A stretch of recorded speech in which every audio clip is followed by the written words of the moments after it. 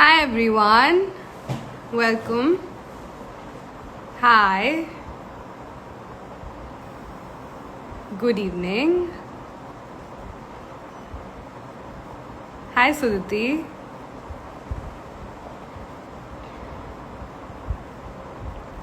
I just want you all to tell me if you can hear me and see me clearly. Just give me like a thumbs up or a yes or no in the comments.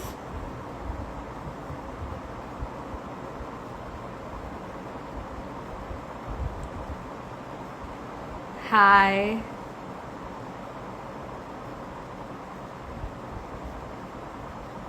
Okay, you can hear me and see me? Okay, good. Good. So I think we'll start in about a minute or two. Let everyone join.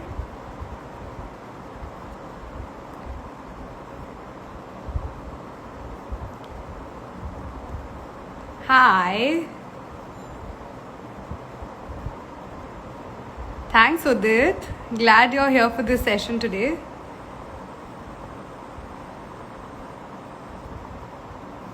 Hi.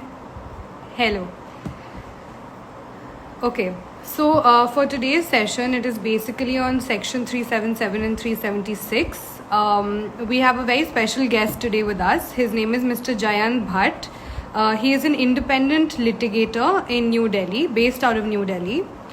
He specializes in criminal litigation. His areas are that of the IPC, prevention of corruption, FEMA, the IT Act, customs, serious fraud investigation, and other criminal matters.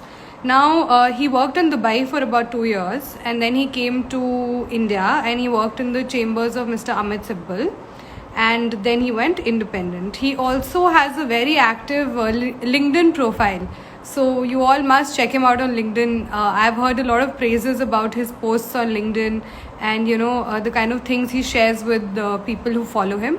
So do check him out on LinkedIn afterwards. And once he sends me a request, I will add him to today's session. So today we're going to do an interactive session. I'm going to ask him a couple of questions and he's going to answer. Also, if you all have any questions, you can just write them in the comments below and we'll take them after we finished with our set of questions. We have about 8-9 questions.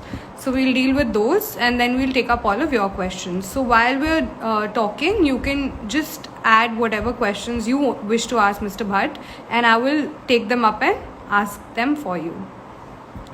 Hi sir. Sir, you need to send me a request. Okay, you have sent me a request. I will just patch him through.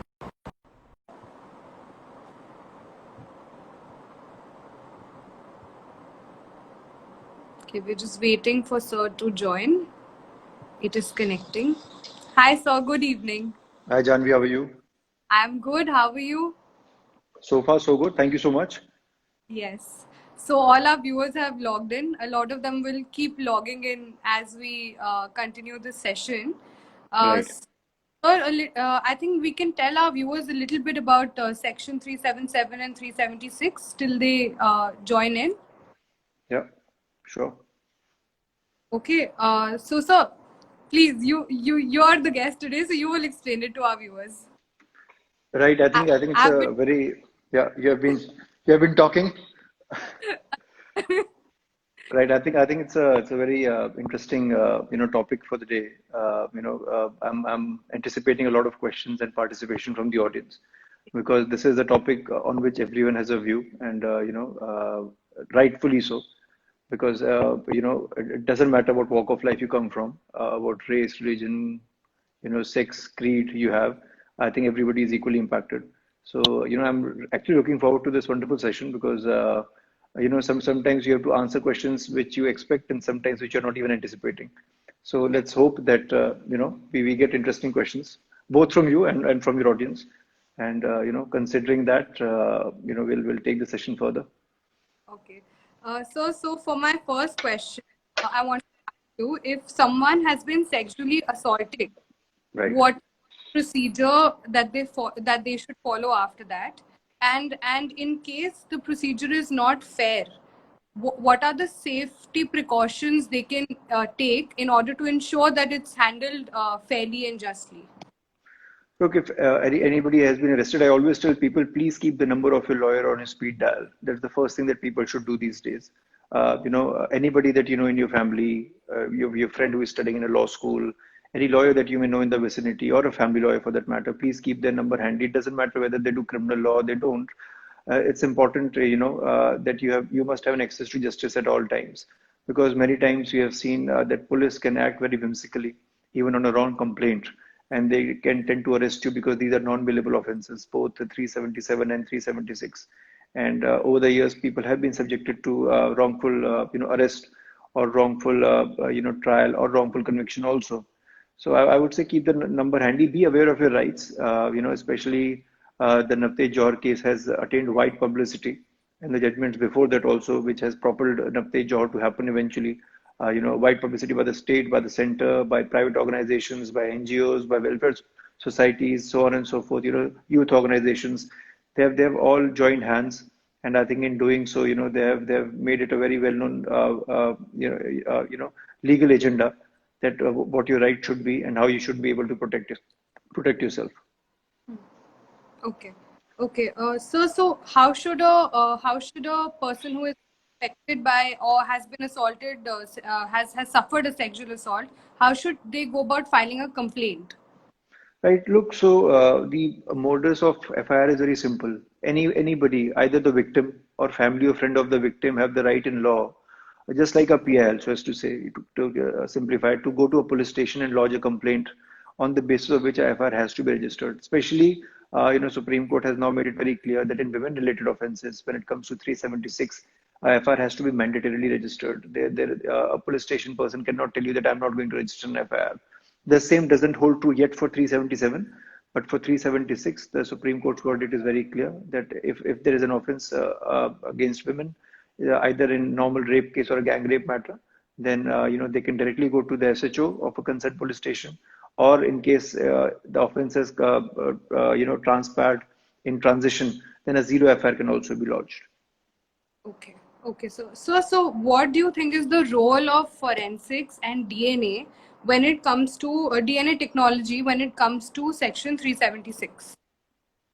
Look, DNA always plays a very important role, but at the same time, I think one also needs to educate people by and large.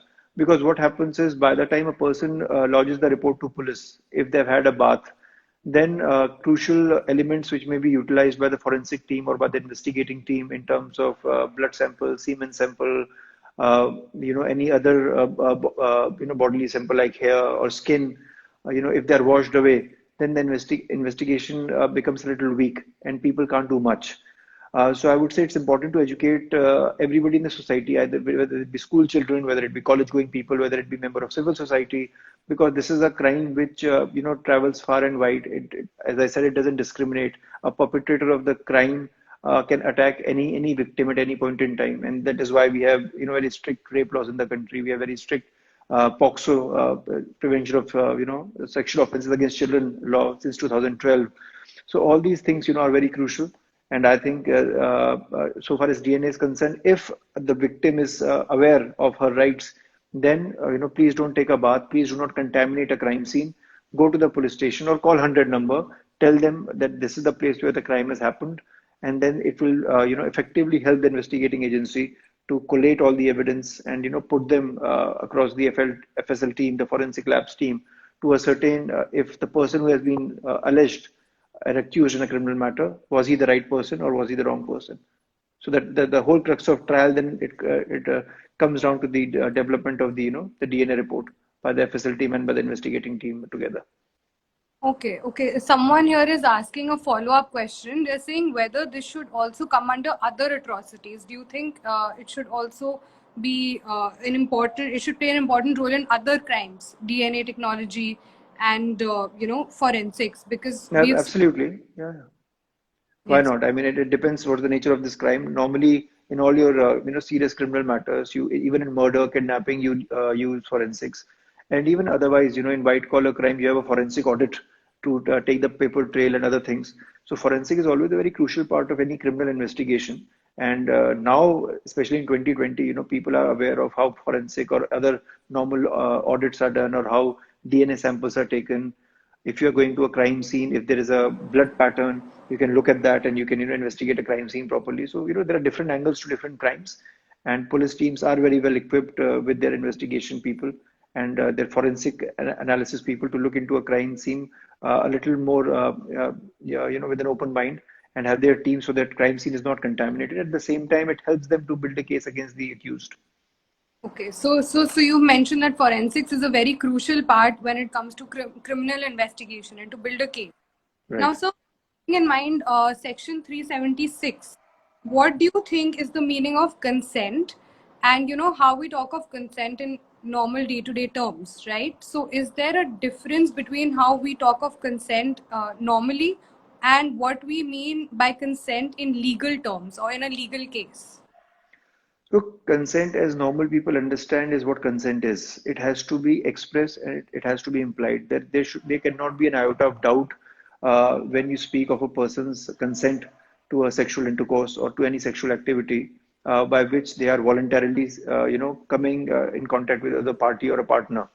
But Section 375 in the Indian Penal Code defines rape, and it defines what constitutes rape. And there are a lot of things besides how not when the consent is obtained under duress, under coercion, under threat, under a false representation, etc., etc. So, and if you are in a position of dominance, if you're in a workspace, if a person is arrested, if a police official or if a medical person is committing offense of rape upon, either a arrested person or against a person who has been hospitalized, all those things are expressly defined under the Section 375, and Section 376 thereby narrates the punishment, in the nature of rape, in the nature of husband-wife living separately, judicial separation, if something culminating into a vegetative state of the victim, gang rape under Section 376D, repeat offenses under Section 376E. So it's very categorically defined.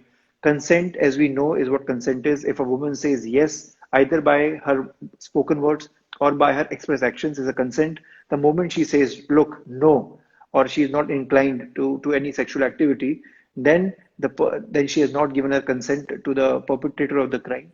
And thereby, when it comes to trial, it breaks down to whether or not you can establish your consent accordingly. And then, the whole trial revolves around how do you establish a consent.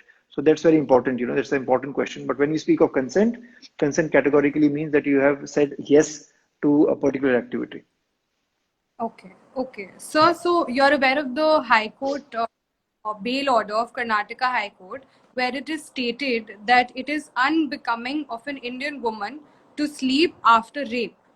So what are your views? Because essentially what they have done here is they've spoken about the conduct of a rape victim after the act has been committed, or an alleged rape victim after the act has been committed.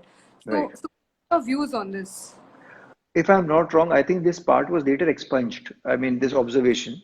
Okay. But yes, so far as my limited opinion is concerned, I don't think the judge should have gone into dictating what Indian society thinks or what the mentality is. Look, you're looking at a victim of a crime till the time the crime is not proven otherwise. So please, I would request the judges not to pass such comments in their judgment. It's not even a judgment; it's the bail order. In their bail order, they were saying that she passed out and she slept. These things, discourage real women victim to come to the front and lodge even an FIR, and that's what traditionally has been happening. Over the years, in my practice, I've done so many matters where I've seen false rape cases also being lodged left, right, and center, against innocent people, and even in a relationship having gone sour. So it depends from case to case, but yes, a judge in all the right mindset should not have commented the way he commented. And as my knowledge goes, I think those comments were later expunged from the order. Okay, okay, sir. So, how do you think that we have made any advancement in rape laws after the Nirbhaya incident 7 years ago? Look, it has become a little more stringent. So initially, you only had Section 376, which defined rape and gang rape. Now you have subsections, as I said, 376 A, B, C, and D. So that definition has by and large increased manifold. Any type of penetration in any body part has categorically been inserted after Nirbhaya incident in December 2012. These amendments, came in 2013 after a lot of hue and cry, and J.S. Verma committee was formed. And after the formation of this committee, the amendment came into being. So now I think the minimum punishment that a rape offense carries is at least 7 years of imprisonment, provided that in the trial it's proven that the crime took place. The maximum imprisonment is life imprisonment, which means till your natural life ends. In Section 376E, which is a case of repeat offender, for anybody who is a habitual repeat offender in a rape matter, will get a death imprisonment, a death sentence as well, besides life imprisonment, depending on how the court sway in a judgment.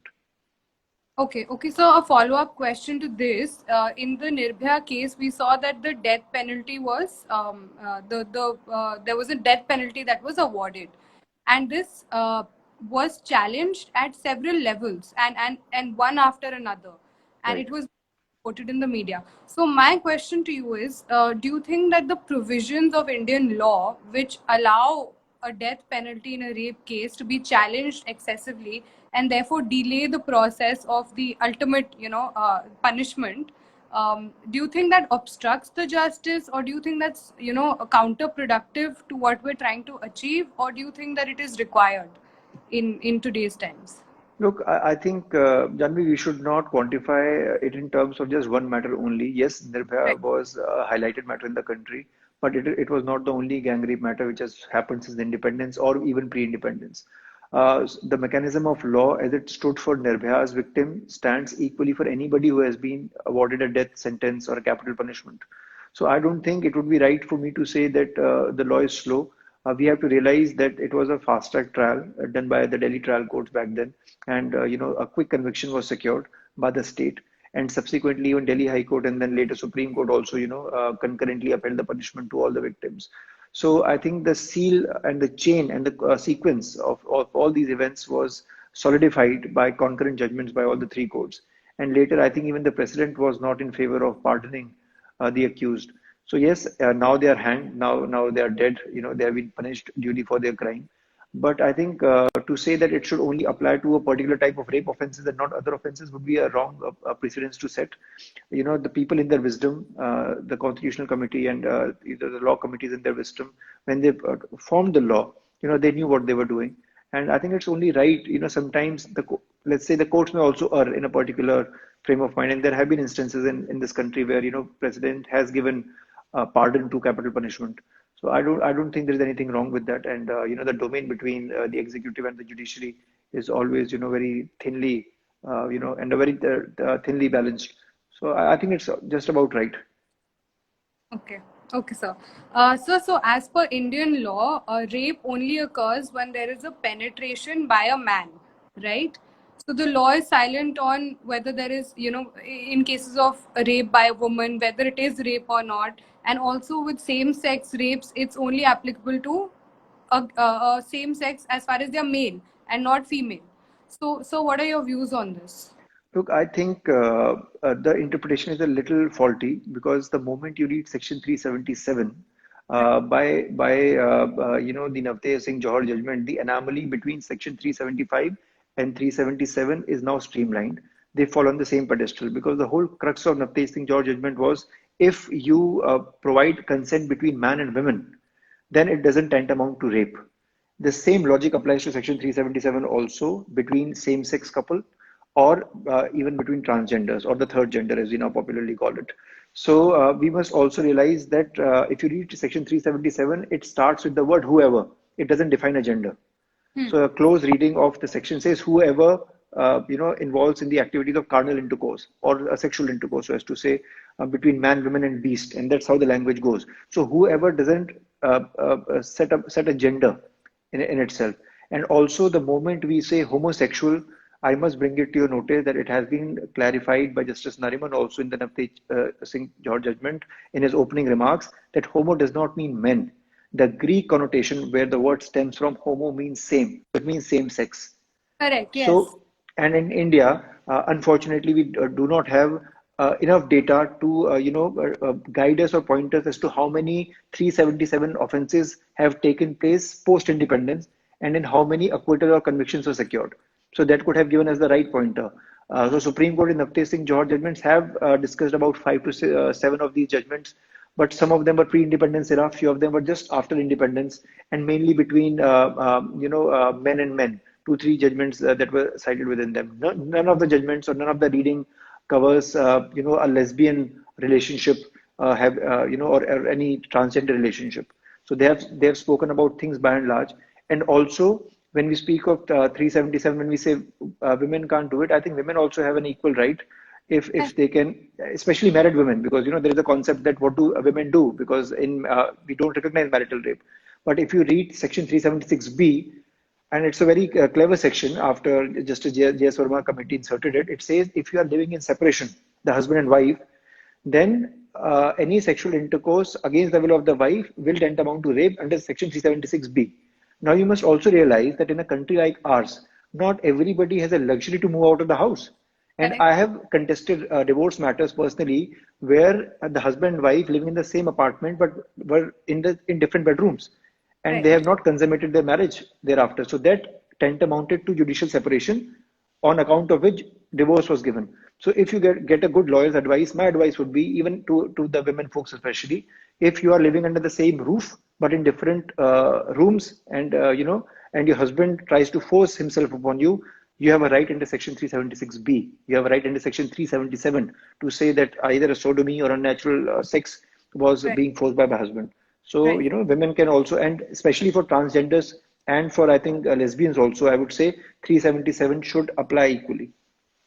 Yes, yes, I agree with that. So, okay, so then the concept of digital rape, I feel like we have not given it as much importance as it deserves, and also I think most people don't know about digital rape. Like people are unaware of the concept. So a little bit about your views on the concept.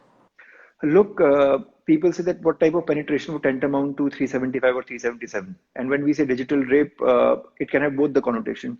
To a commoner who is listening to a digital rape, it may tantamount to something happening virtually, Yes, in the world of media. But when we say digit, it means fingers, because fingers mean digits, that's where the term comes from. So when we say digital rape, even a finger penetration into any body part, and because I'm talking of both 377 and 375, yes, anything done without consent, as per Navtej George judgment, it's very clear. So far as any relationship between any parties, between two consenting adults, irrespective of their gender, it is consensual, it doesn't matter. The moment the consent goes out of the window and a party is forcing upon oneself on the other party, whether it be digital, whether it be penile, whether it be vaginal, whether it be object, all these offenses will fall into the domain and territory of 375 and 376 and 377. As simple as that. I think this is what many people are not aware of in our country. They feel that it's a literal definition, and they don't understand that digital rape is a very important concept that probably people feel they don't even know if they can get justice for it. They feel like it doesn't exist. But I feel Also, I think there are two, three problems, Janvi. One, because people are not aware, and even among the legal community, and I would say law students and lawyers don't read judgments, because the judgments run into 300 pages. Navtej George judgment about itself is 300 pages. yeah. I've had the opportunity to read it from page one to last page, where all the four judgments judges have given their mind on the history and how it has evolved the world over. But I think it's important to make people aware, and I think the virtual lawyer and your organization is doing a great job by conducting these webinars, because it's only through this that you will reach out to people. Yes, and on little aspects which are so obvious, but yet people don't see them, people don't know them. It's like it's Yeah, right, but it has not been brought into the limelight, so people are not aware of it. right. Okay, so moving on to the next question. What are the remedies for a person who is falsely accused of rape? We've got a lot of questions in the comments also regarding that, the false rape cases. Right. Look, first thing first, unfortunately, in our country, there are no laws for men right now. The laws as such are not gender neutral. So not just men, even the transgender are not covered under this law. Only women are, unfortunately. We have judgments, the Puttaswamy judgment, which gives right to privacy. Then you have the Nalsa versus Union of India, which actually identifies the third gender. But even Navtej Singh Johar only says through consent you can do this. But as you rightly said, none of this either covers men or transgender if a false FIR is lodged against them. And that's the problem. But I'll give you an example of a case that I did. There was a case of this client. It's still ongoing in the trial stage in Saket District Court in Delhi. What had happened is this man was having a romantic affair with a divorcee woman, and then things went south. The relationship became sour, and the lady, because she didn't want him to come back to her house, she dialed 100 number, and section 354 was lodged against the gentleman who was my client. Subsequently, she wanted to pressurize him, and besides 354, she also lodged a 376 offense. And then first I obtained him bail because he had already gotten bail under 354. And then we told the judge, look, it's a fabrication of facts. Instead of 354, she just wants to create pressure. And now instead of 354, she has added section 376 to the FIR. Be that as it may, she started incessantly calling him. And then I went to Delhi High Court. And this was also widely reported in Bar and Bench, and Indian Express also covered this news for my client, where I obtained a restraining order against the woman. And Justice Najmi Waziri was hearing this matter. And I said, sir, as a man, and I said, my lord, as a man, where would I go? I have no rights. And he smilingly said, don't worry, Mr. Counsel, I'll protect you. And because my petition has categorically narrated all the facts, that since his bail, 37 different missed calls, text messages, WhatsApp messages were sent to him by this woman from different numbers saying, settle the matter or I'll frame you, or I'll, make sure your conviction happens. So it was a 2018 order, and we got him relief of a restraining order from the concerned Thana. So much so that Justice Waziri said that we need to sensitize this particular woman by the SHO or by the woman constable, and we have to ensure that while sensitizing her, restraining order is put into compliance. So that is another level of pressurizing him, in a way stalking the man. Not trying to stalk him, cyber stalk him. So that is how it can. That's the flip side of the law. Yeah. The next question we have is regarding the verdict of the Supreme Court in the Section 377 matter, the landmark judgment. Now, so could you elaborate on the other things that the legislature and the judiciary can do to make life easier for same-sex couples? We have this judgment, but apart from that, what in your view is required now? Look, I think the history of the judgment, I'll just briefly give you the prefix of how it has come to be. First of all, we are all aware of the Nas Foundation judgment. It is, the Suresh Kaushal versus Nas Foundation, which was eventually decided by the Delhi High Court. And there was a lot of hoo-halla because Delhi High Court has given a landmark verdict back then, but it was unfortunately subsequently challenged before the Supreme Court. And in 2014, when it was decided by Supreme Court, they reversed the Delhi High Court judgment. So that was a major setback for same-sex couple and transgenders in this country. But then I think in the past 6 years, Supreme Court has made great leeway and has in the three judgments, especially the two judgments preceding the Navtej Singh Johar judgment. First is Nalsa versus Union of India that I quoted to you. For anybody who is viewing this, I would give you the citation for Nalsa. It's 2014 5 SCC 438. That's the citation of Nalsa versus Union of India, whereby the Supreme Court upheld the identity and the sexual orientation of all the individual, because keeping the constitutional mandate of Article 14, 19, and 21 into mind, they said, look, nothing doing. We have to give the respect that citizens of this country deserve.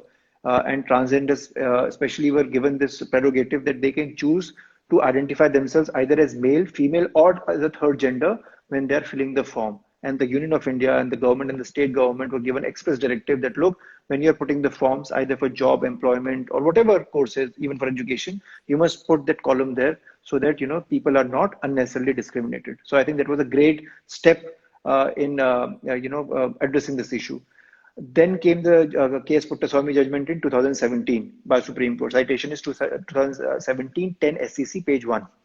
And this was on right to privacy, where Supreme Court said, look, people, especially grown-up adults, have a right to enjoy their life in the privacy of their home. And privacy doesn't just mean what family needs. It also means that an individual should just let be. Sometimes people are pressurizing you to be how they think that you should act or enact, or how they portray you. But Supreme Court said, look, right to privacy means you have to let a person be. You have to let that person enjoy his or her individuality, and that's very important. And this very thought was then crusaded by the Navtej Singh Johar judgment by the 4 different judges who signed on the judgment. Chief Justice Deepak Mishra was there, then Justice Nariman, Justice Chandrachud, and Justice Indu Malhotra. All 4 of them have concurred on the similar lines as to what we should do about homosexuals. And as I said at the outset, homo doesn't mean men; it means same sex. And so far as 377 is concerned, I would just quote a famous line by Oscar Wilde, which was also narrated in the judgment, and both by Justice Chandrachud and by Justice Nariman, is that, the love that dare not speak its name is how the love exists between same-sex couple. And this line was narrated by Lord Alfred Douglas in his poem Two Lovers. And I must tell you, Janvi, that Lord Alfred Douglas was the lover of famous writer Oscar Wilde, who Oh, was, yes, who was convicted in a trial post criminal law amendment in UK in 1885, and he was convicted for being a homosexual. For He was given 2 years imprisonment, and unfortunately, after the imprisonment, he broke down personally, and he was कहते हैं ना देश निकाला तड़ीपार जिसको हम कहते हैं. He was then extradited. He was then thrown from his own country, and at a young age of 46, he died in Paris, in France. Oscar Wilde. He's a great author of his time, and he had a foresight for all these things. And Lord Alfred Douglas, who came from nobility, was his lover, and he has proclaimed this in his book, in his poem Two Lovers, and that's why I narrate what I narrate to you. And in his trial also, the same line, when the public prosecutor asked Oscar Wilde, how dare you love which not speaks its name? Oscar Wilde, in his reply said, yes, the love that dare not speaks its name is misunderstood in this millennia, but I am sure the love in its purest sense will be understood by the generations to come. So these things have also been, covered beautifully by the judgment of Navtesh Singh Johar, and I, encourage the audience to read this judgment, which has been beautifully narrated by our Supreme Court, taking into all concepts of history, how people have been subjected over the centuries, for having a same-sex relationship, and the root of same-sex relationship has been given to Judaism and Christianity, saying that because they were so anti homosexual activities that subsequently all these. Yes, yes. ma'am. To stop you, but I feel that a lot of the times it's religion and customs that have caused so much damage to same-sex love.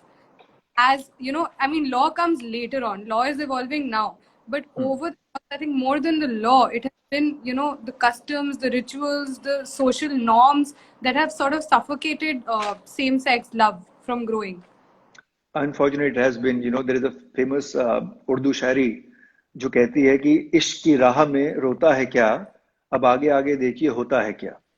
So I think keeping that in mind, and keeping the judgment of Navtesh Singh Johar and just the narration I gave you of Oscar Wilde also, the society has moved, a lot many miles further, and we must, recognize, and we must appreciate, and we must respect that love comes in all forms, shape, and sizes. And the famous quote that love is love, when all this was done, we must respect it, because it can be motherly love, it can be love to your children, it can be love to your family, it can be love to your friends, and it can be love between any two people. And that is what has been categorically established by the Navtesh Johar judgment, I think, by Supreme Court back in 2018. We still have many miles to cover, as you rightly said. What can we do? Well, this, as I said, this judgment has gained a very, very wide popularity, and having gained this popularity, people are now aware of their rights.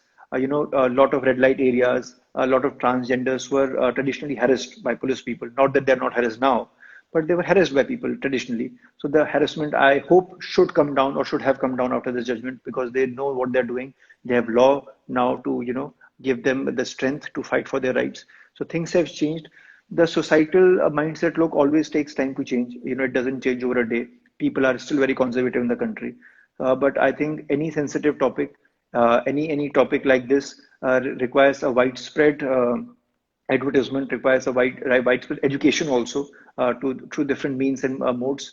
And I think this should be done through not just webinars and seminars, but also by including by education system, where young impressionable minds, I would not say introduced to the idea of different sexuality, but introduced to the idea of openness. And I think Yeah, that is very important. be different. It's not a crime to be different. It's not a crime to be different. Yes.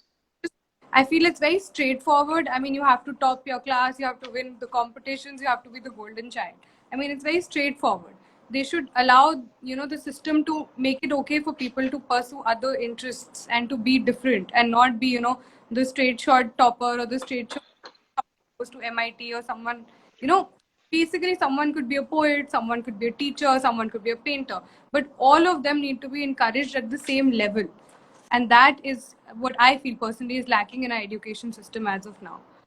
So you rightly said it, and you also spoke about the transgender and their rights, and also it brings me to my next question of the LGBTQ rights and the community as a whole.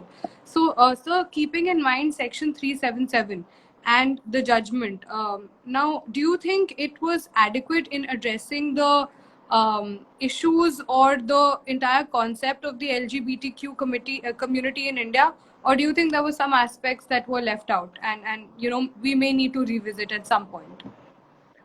I think the same-sex marriage, which has not been addressed in this judgment per se, most of the issues I think have been addressed in the Nalsa judgment, as I quoted, and in the Navtej Johar judgment also. For the benefit of our audience who would like to read Navtej Johar, the citation is 2018 10 SAC, page 1. So you can also and read both these judgments together. And if you get time, if you have some time at your hand, read K.S. Puttaswamy judgment also on right to privacy. So what applies to one individual in this country, irrespective of caste, creed, religion, gender, whatever background you have, Supreme Court is very categorical in upholding the constitutional values under Article 14, 19, and 21. Right to live with dignity, right to do what you want, in your private space. So I think the only thing which the government needs to do, and I don't think the Supreme Court can, intervene too much in the domain of governance right now in terms of forming legislation, is allowing same-sex marriage. You must also realize that even in US and UK, only recently, same-sex marriages have been allowed. And by recently, I mean in the span of 5 to 10 years. And their society being so progressive and often quoted in our judgments have been so regressive in opening same-sex marriage in their domain, saying as a Indian citizen, I think we still have a long way to go. I don't know when the government of the day or people of the country would be open to this idea of same-sex marriages. Are divorces happening in normal marriages between men and women? Yes. Do crimes happen all the time under the garb of domestic violence or under the garb of 375, 377, 376? Absolutely yes. So why should we create this whole charade of not allowing same-sex marriages? But yes, I think there are some deliberations going on with some committees as of now. And I think there is a current committee being held by the Vice Chancellor or the Dean of NLU Delhi, Dr. Ranbir Singh, called the Dr. Ranbir Singh Committee. They are looking into all these aspects of same-sex marriage and gender-neutral laws, amongst other, relevant queries. So I think when this committee gives its opinion to the government or to the concerned ministry, maybe they will take some action to, further enact a law which is much required in today's day and age. Okay, well, that is good to know. It's good to know that there is some work happening in that direction, that there are committees and people are, trying to push that aspect forward.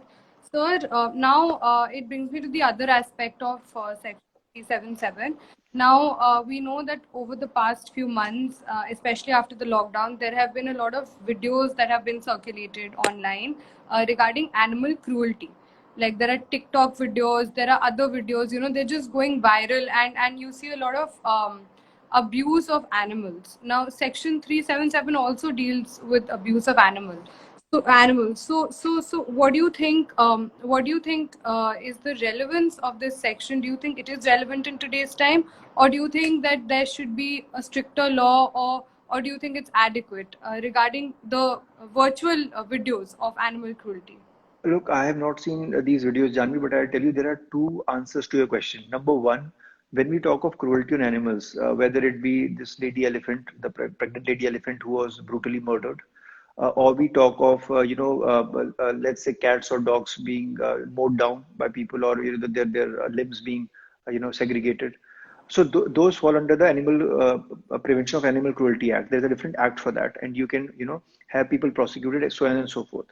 When we talk of Section 377, we are only fixated upon the idea of a sexual conduct with an animal. Does it happen? I think 4 or 5 years ago, somebody showed me a video of a village boy fornicating a cow or a buffalo. Yes. I don't know if it was TikTok or not, but I'll tell you when, I spent 1 year in DU, and DU has a lot of these populations of, people coming from Jat Gujjar community. And one of my friend told me, that in his village, there were some people who were fornicating with a goat. Now, I do not know whether it's true or it's false, but this I'm telling you, people narrating these things. So it's not that it doesn't happen, but the problem is, unlike human beings, animal cannot come to a witness box and depose. That's humanly impossible. You can't take their testimony, you can't take their evidence. But yes, let's say if there is a shepherd, or if there is a person who is harboring cows and buffaloes for business, for milk and other milk products, and if he sees somebody in a sexual act with his animal, or with his cattle, then he can definitely lodge a complaint under section 377, because he will be the eyewitness and he can depose something. And in today's day and age, when you have electronic media, and if we can have that recorded as an electronic evidence, then I think that crime would fall under the domain of section 377, and you can have the perpetrator punished for that. So, sir, does this apply to anyone? Anyone who sees or catches someone in the act of sexually abusing an animal can file the complaint? I think it should. I don't know if it's filed or not filed. Look, because consider a village scenario. Village scenario is a very close-knit scenario. So at best, they will say that, look, this person is a pervert. What used to happen to homosexuals so many years ago, that they would say, oh, it's a matter of sexual perversity, it's a matter of mental illness, etc., etc. Now the same thing transpires to a person who is fornicating with animals. Look, to my mind, I think if Supreme Court gave a leeway to 377, they should have given a leeway to animals also. To my Yes. mind, then why discriminate? That becomes a topic of subjective debate. Then why leave animals out of it? The idea is you cannot harm a person, living person or a living animal in your act. Don't do it. If you say love is love, then love should be all pervasive. If a person should have a freedom, irrespective of sexual or identity or gender, then let them also have show their love to the animal that they have. I don't know, but then it opens a Pandora's box, and then there are a lot many things that will come into it. Is this right? Is this wrong? Some people will say, "Are you out of your mind? Are you bonkers? What are you saying?" So then all these debates start coming to the fore. So I think we still have a long way to go. But as I narrated you, these things are happening. It's an open secret. They not happen by and large, but then there are people, either you can call them pervert or you can call them animal lover. That becomes a subjective debate of another Supreme Court judgment, I think, in the years to come. Yes, let's hope there is a subsequent judgment to clarify that, because in these times I have heard and seen so much animal abuse and the videos going viral that it haunts my dreams. Like it troubles me a lot. Okay, sir. So now let's answer the questions that have come in the comments. I'll start taking the ones that have come first, and then we'll move our way up. Someone asks, a lot of trauma happens when you are different. So besides the openness, I think there is also a need to normalize identities. Okay, so this is a comment. Could you also throw light on how personal laws should go through amendments to give marriage and other rights? So this is one. Look, again, I think there is a debate in the committee happening, because I think the Parsi Marriage Act, the Special Marriage Act, they give the right to the married women to contest the ground for divorce on the acts of sodomy and unnatural sex, etc. But now that we have the Navtej Singh Johar judgment, and other things have to be debated by the committees which are formulating the laws.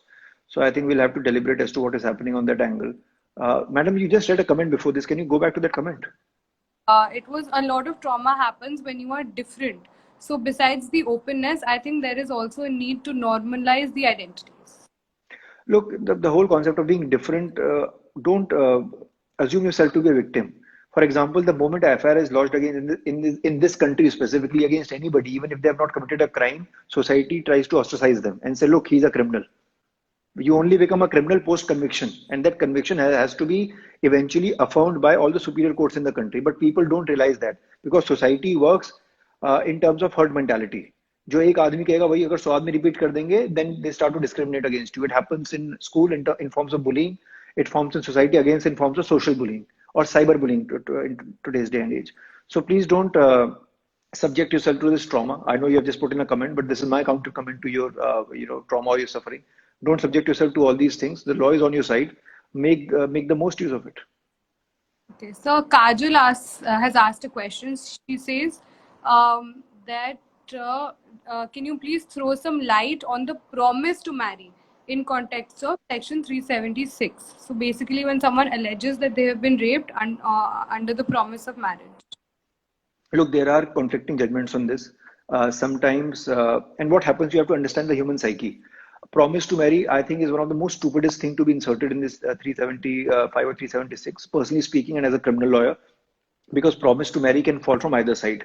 A girl can also promise to marry, a guy can also promise to marry, a transgender can also promise to marry, anybody can promise to marry anybody, so far as they want to marry somebody.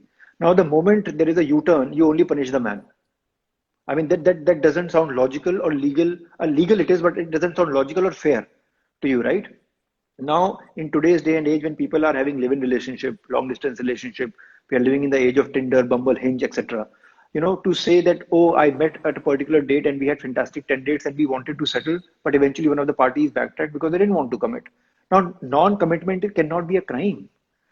Both the parties consented to having sexual intercourse at a particular point in time, and because of whatever reason, and you made a false complaint.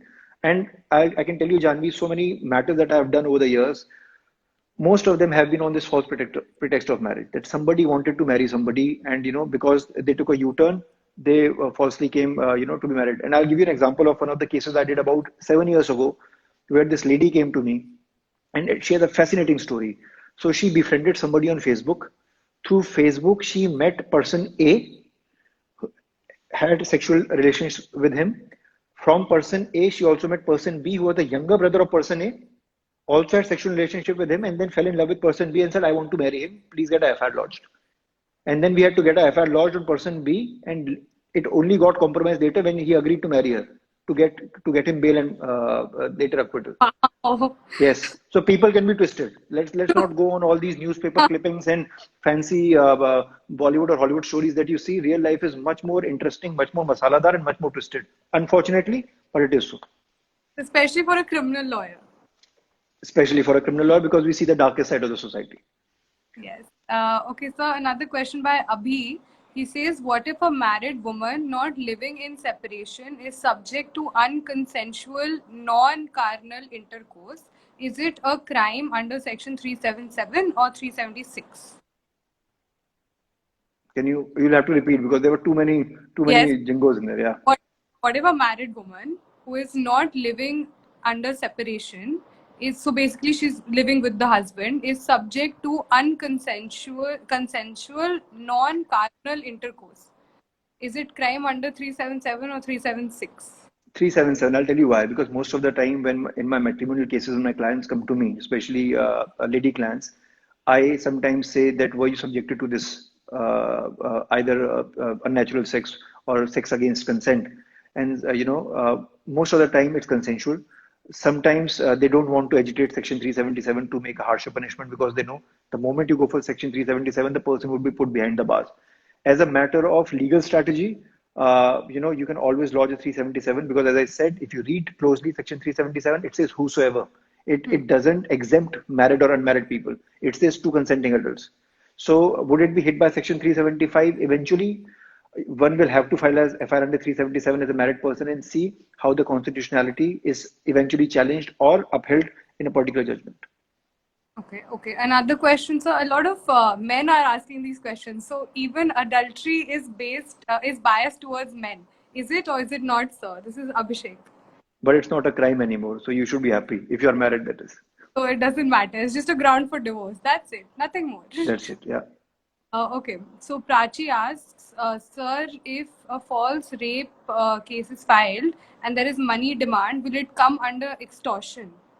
It will, but you will have to first get yourself an acquittal in the rape trial and then file for a malicious prosecution along with the demand of extortion. I'll give you from a personal example of a case I did in Tisdari about 10 years ago. So there was this Miyaji who had a wife, but then also had a second wife, or supposed to be second wife. He was in the process of getting his marriage finalized. But the second to-be wife, so as to say, or the lover at that point in time, got greedy. She's like, I'm not marrying you. I have found somebody else for myself, but I need 50 lakhs from you. He said, what are you saying? She said, nothing doing. And she lodged a 376 complaint against him. And he had to pay the money demanded by her eventually. And unfortunately, even after that, he got convicted by the fast track court. Yes. Yeah. Okay. So, sir, Shrutika is asking this question. She's saying, why is there a bifurcation between men and women when it comes to sexual assault? And why does it appear that there are no rape laws for men? So the second part we've already dealt with. The first part is, why is there bifurcation in terms of sexual assault when it comes to men and women? Madam, when you speak of Domestic Violence Act, we have known that traditionally, women have been subjected to a lot of crime. And because of that, you sometimes need to protect a particular gender. Now, if a woman is beating a man, he can also go to a police station for file FIR under section 323 or 320 or 326, like hurt, simple hurt, or grievous hurt. So the law Okay. gives you that right. Law is not taking away the right from you. And you have to understand that the purpose of law is to protect you, is not to discriminate. So the law is not discriminating genders. The law is only protecting one gender, which they think historically has been subjected to a lot of harassment and sexual subjectivity. Okay, so another question by Manan. He says that how do you deal with any moral setbacks or mental blocks while defending an accused for as heinous a crime as 376? This is So a I'm not here. No, no, a it's lot. fine. I'm not here to decide people on morality. I'm a criminal lawyer. My job is to defend people, or if I'm on the side of the complainant, to make sure that they're prosecuted. I think it's the role of a judge, or I should say the poor judge who is judging the matter, to give a judgment. The moral dilemma is with him, the legal dilemma is with him. I have to puncture the hole in the prosecution's case to ensure that my client goes scot-free. And I'm not saying all my clients are guilty. 80% of them are innocent. Another question by Samashar. He says that the dogs are slaughtered. Whether that will come under the heading of the atrocities? Matlab basically, will it come under 377 when dogs are slaughtered? You've So, answered. even, so even chickens are slaughtered, but you don't file case against chicken company, right? You still eat the burger. So Okay. Another question by him only. He says that, sir, under section 377, animals are also included, which even resulted to certain judgments of the Honorable Supreme Court with regard to atrocities on dog. Then also certain places in. Okay, this is a follow of the same question. You've answered this question. I think we can move on from this. Okay, if there are any new questions, please tell me. I will ask. Okay. Kajal asks, sir, section 377 has been decriminalized with what impact will it have in context of animals? So I think everyone is asking about animals today. I think I've already answered this in quite an extensive manner. I'll give you an example of the pre Navtej Singh Johar time. There was a case that came to me in Tizar, even I was still a junior in my chamber. So it was a case of somebody trying to take vengeance from the other party, and they made a case of 377 against the minor child, saying that this party has sodomized my minor child.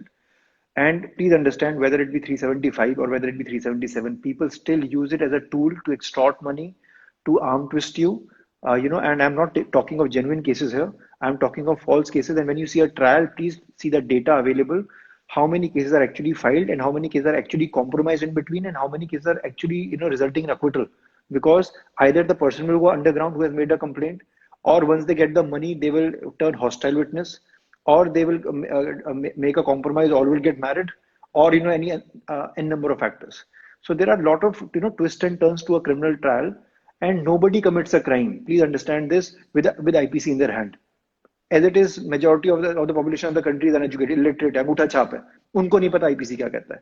So nobody commits a crime, a murder or a rape or a kidnapping, extortion. Even if you have seen Jamtara on Netflix, how people are doing money laundering through phone, or trying to scheme people of their credit cards and all. They haven't had IPC or CRPC or evidence. They haven't had Supreme Court judgment. It's a human psyche. Punishment is there, crime is defined, but you have to eventually decide in a trial whether a person is criminal or not, and that's what the role of a criminal lawyer effectively is. Okay. So last two questions. First is by Vanshika. She says that, do you think there should be an amendment in the juvenile justice system, and the age of rape should be reduced, and that also of other heinous crimes? Oh, basically for Yes, yeah. who's a juvenile. It should be reduced. I think so. I mean, as we are progressing, I think the juveniles are becoming smarter every day. I think the age should be, and I think they've categorized the Juvenile Amendment Act does talk about mental age also. So I think the amendment has already addressed the issue. Yeah, sometimes they just presume that if you're 17, you're 18. Like if Yes, 16, yeah. presumed as 18. Okay. Gagneet asks, sir, can you please show some light on constitutional morality prevailing over social morality in Navtej judgment, whether this judgment has been widely accepted by the general public? Look, it's a Supreme Court judgment. Even if you don't accept it, it's the law of the land now. You can't say, I don't accept Supreme Court judgment. Yes. Does it mean that, when people, elope for marriage, or when people do a live-in, is it still frowned upon by the society? Yes.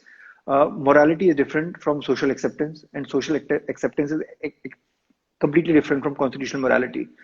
Constitution says we are not going to discriminate you, because when the forefathers framed the constitution, they framed it with the mindset that no citizen of this country should be discriminated upon number of grounds, including their sexual orientation, including their individuality, including what religion, what caste, what creed they want to follow. So the constitution does not discriminate you, people discriminate you. Let's get that very clear.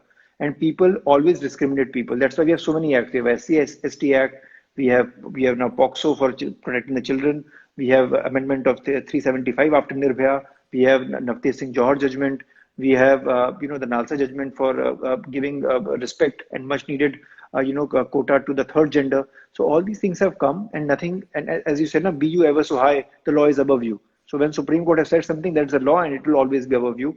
So please be rest assured that the law is on your side. Okay, with that, sir, I will like to conclude today's session. Thank you so much for doing this, taking out time and coming here on Virtual Lawyer. We're really happy to have you. And I think all your insights have given a lot of food for thought to all our attendees and the ones who will view this now after we save it. Thank you, sir. Thank you so much. Thank you so much, Janvi, and thank you, the Virtual Lawyer, for having me. I think it was an excellent session, and I also had a lot of learning to take away from this. And I hope I've been able to answer your audience questions to the best of my abilities, and I hope they're satisfied. In case there are any other questions, they can forward them to you, and I'll be more than happy to address them as well. Also, sir is also on Instagram. You can check out his LinkedIn profile. He's also very active there. You can DM us. We will get you in touch with sir. Okay. All right. Thank you so much. Take care.